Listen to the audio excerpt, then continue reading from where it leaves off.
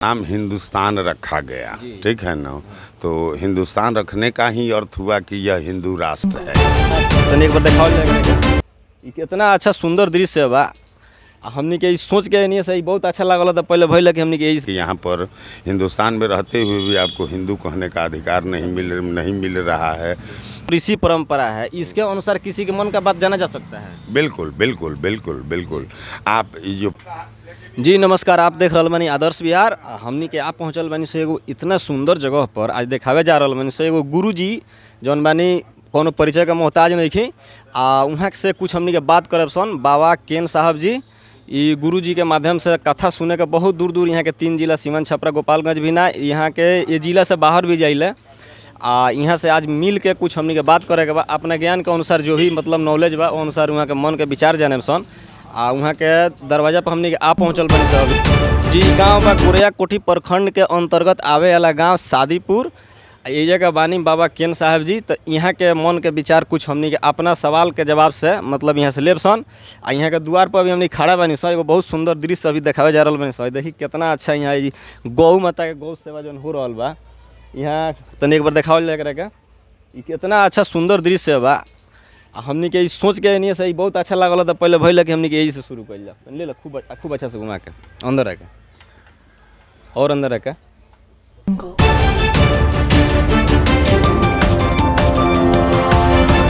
जी नमस्कार। तो जैसे हम एक पहले बता चुकल बानी हम जो भी बात बोलनी है तो यहाँ के बानी गुरु जी बाबा केन साहब जी।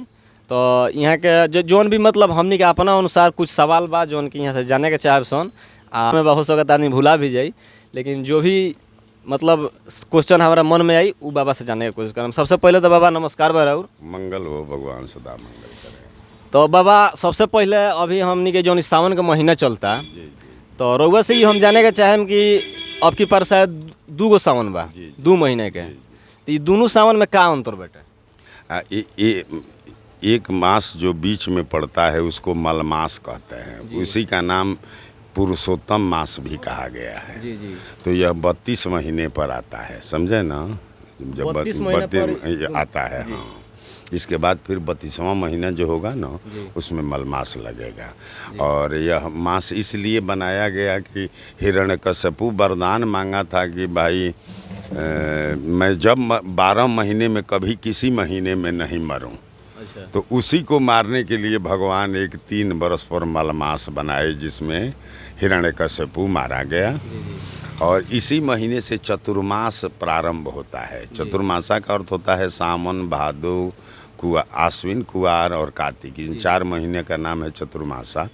ये चतुर्मासा जो है सो बहुत बड़ा अनमोल समय होता है और इन 4 महीनों का अलग अलग नियम है। और ऐसे एक आपके यहाँ बहुत प्रसिद्ध गंगा जी के समान नदी हैं जिनका नाम है नर्मदा जी। तो नर्मदा जी की जो लोग परिक्रमा करते हैं वे लोग इस 4 महीने में एक ही जगह रहते हैं। अच्छा ठीक है ना। जहाँ तक पहुँचे होंगे वहीं पर ठहर जाना है उनको और 4 मास वहीं रहना होगा।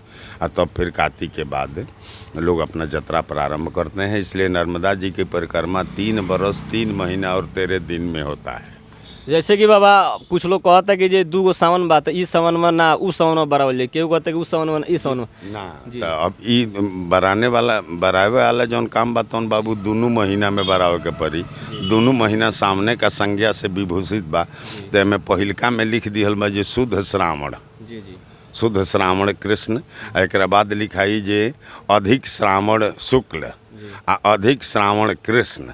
अब फिर अंतिम में लिखा जाएगा कि शुद्ध श्रावण शुक्ल पक्ष। तो पहला और अंत वाला जो है सो शुद्ध में गिने जाएंगे और बीच में जो आता है एक शुक्ल पक्ष और एक कृष्ण पक्ष उसे मलमास और पुरुषोत्तम मास कहते हैं। उसमें किया हुआ पूजा किया हुआ दान किया हुआ कर्म कभी निष्फल नहीं होता है। भगवान उससे बहुत प्रसन्न रहते हैं।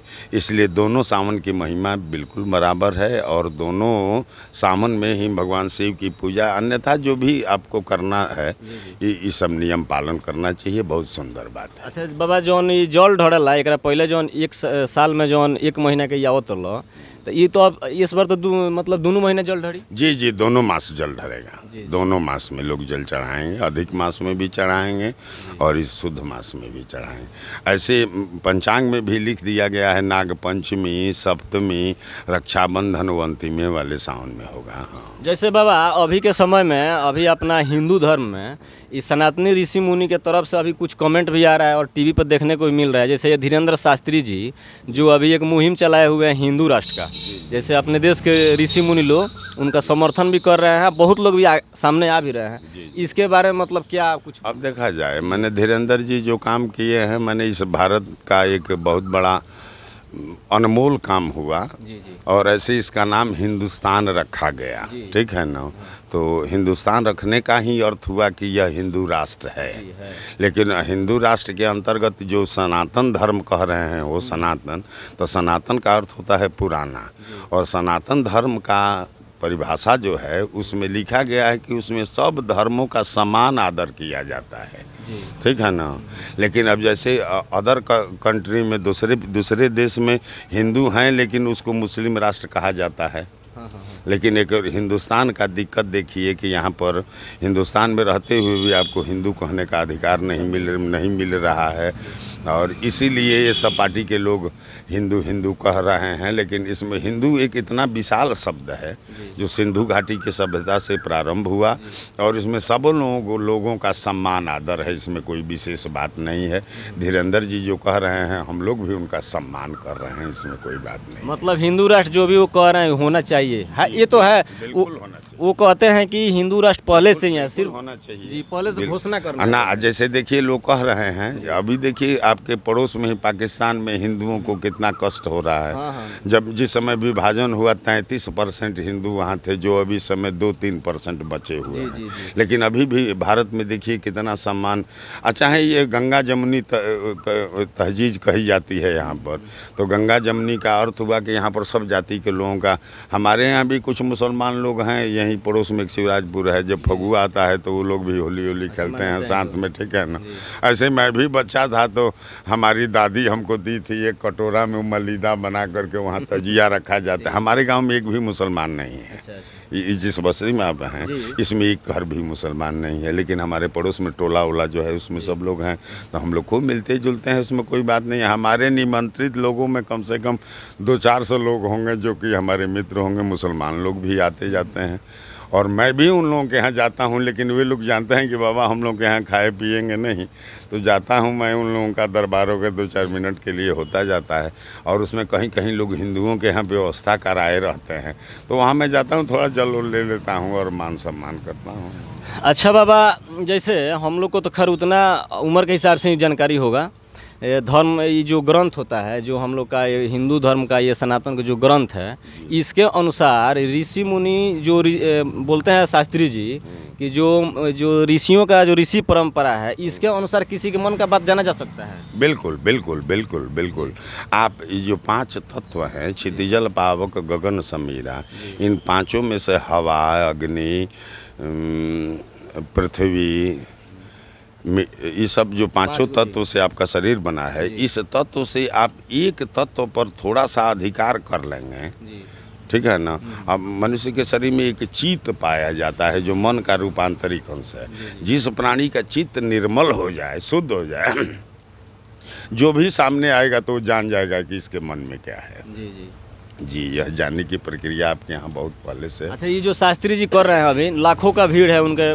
शास्त्री जी को हनुमान जी की सिद्धि है, यह जान लीजिए, भले वो कहते नहीं हैं। और इनके पहले जो गुरु जी का नाम वो सन्यासी बाबा रखते हैं, वो सन्यासी बाबा सिद्ध पुरुष थे। और वो अपना जो शक्ति था, उस आपके धर्म में शक्ति को प्रदान किया जाता है, दूसरे को दिया जाता है। वही सन्यासी जी का आशीर्वाद है कि जो भी सामने आता है उसके मन में क्या है ये जान जाते हैं। जी जी जी, यह जानने वाले। तो उसमें जो अभी बता रहे हैं ये लोग कह रहा है, लोग हमारे ज्योतिष में है कि आप किस लग्न में मेरे पास मिले तो आप कैसा भोजन किए होंगे, आप कैसे आए होंगे, आपका प्रश्न कैसा होगा, यह सब आप बता सकते हैं। अच्छा। तो वो जो मतलब जो भी कह रहे हैं लोग, बोल रहे हैं ये जैसे साइंटिस्ट लोग बता रहे हैं माइंड रीडिंग है। जी, तो वो अपना अपने माने वो लोग जो विज्ञान पढ़े हुए तो विज्ञान से अपना माइंड रीडिंग कर रहे हैं। यह जो है सो आत्मा का मिलन।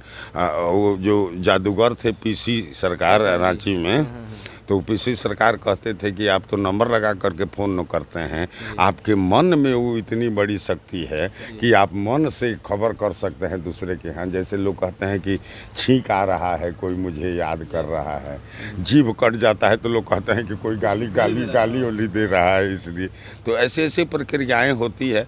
इसी में महान लोगों का ये विवेचन है कि आप संपूर्ण ब्रह्मांड में व्याप्त हैं और सारा ब्रह्मांड आप में निहित है। समझे ना? आप सारे ब्रह्मांड में हैं और सारा ब्रह्मांड आपके अंतर्गत है। अच्छा बाबा, एक बात और, वो शायद उतना कन्फर्म नहीं है लेकिन शायद हमको लगता है कि आप ही से एक बार सुने हुए हैं कि अगर कोई इंसान जैसे आगे बैठा हुआ है और आप उसको पीछे घुमाना चाहते हैं तो उसको बोलना नहीं है और वहाँ देखना है जहाँ पर जो बीचों बीच जहाँ पर औरत बिंदी लगाती है, पीछे से वहाँ देखिए तो और वो आदमी ऑटोमेटिक आपको देखता है, पीछे देखेगा। ऐसे कुछ सुने थे, अब पता नहीं आप थे या कोई प्रवचन। ये तो ध्यान योग की परिभाषा हुई, ठीक है ना? ध्यान योग से जैसे हम लोगों का मंत्र भी है जो कि देवी देवता तो हम लोगों के सामने है नहीं, लेकिन उनका ध्यान जहाँ आपने बताया आपने, यह भ्रिकुटी है, यह आपके शरीर का बहुत बड़ा अनमोल स्थान है। तो इस स्थान पर जिसका ध्यान केंद्रित किया जाएगा उसके यहाँ सूचना हो जाएगी।